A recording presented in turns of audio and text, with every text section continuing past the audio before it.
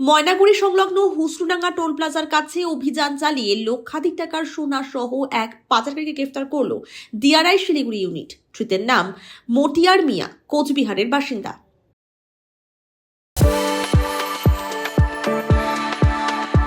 We are the dreamers, the achievers, and the leaders. Come, join us today.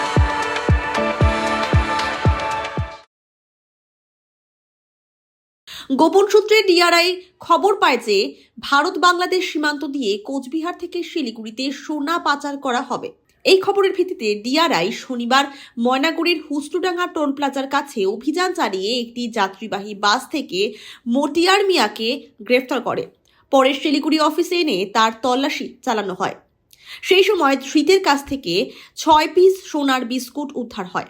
উদ্ধার হওয়া সোনার মোট ওজন 696 গ্রাম, যার বাজার মূল্য প্রায় 56 লক্ষ টাকা। আজ ধৃতকে শিলিগুড়ি আদালতে পেশ করা হয়। এই বিষয়ে ডিআরআই এর আইনজীবী রতন মনিক বলেন, গতকাল গোপন সূত্রে খবরের ভিত্তিতে হুসুলডাঙ্গা টোল প্লাজা এরিয়ায় ইন্টারসেপ্ট করে গাড়িগুলো চেক করছিল।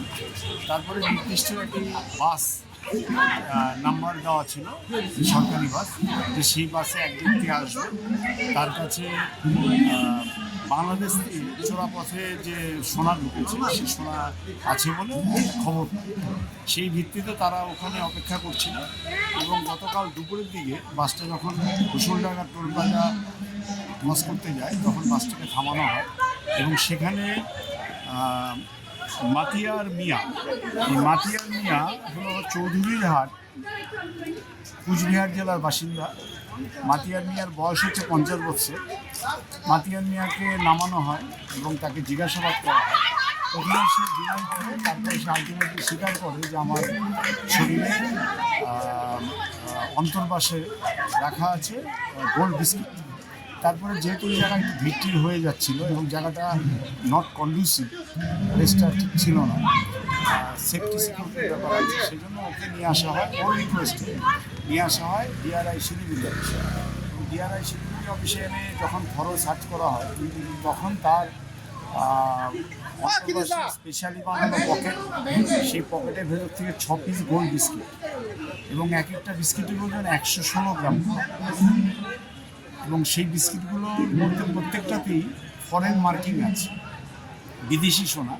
তারপরে সে স্বীকার করে যে বাংলাদেশ থেকে সোনাটা ঢুকেছে, এক ব্যক্তি তাকে দিয়েছে এটা নিয়ে শিলিগুড়ি আসার জন্য এবং শিলিগুড়িতে এসে সাপ্লাই হবে এবং এখান থেকে অন্য জায়গায় সাপ্লাই হবে।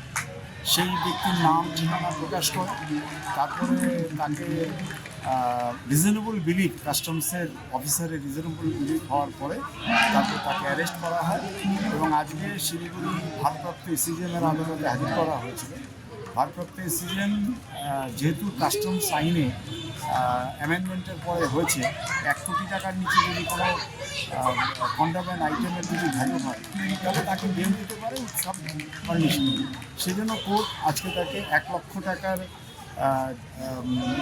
জামিনদার এবং সপ্তাহে 2 দিন করে হাজিরা দিতে হবে, এই শর্তে তাকে আজকে জামিন মঞ্জুর করে।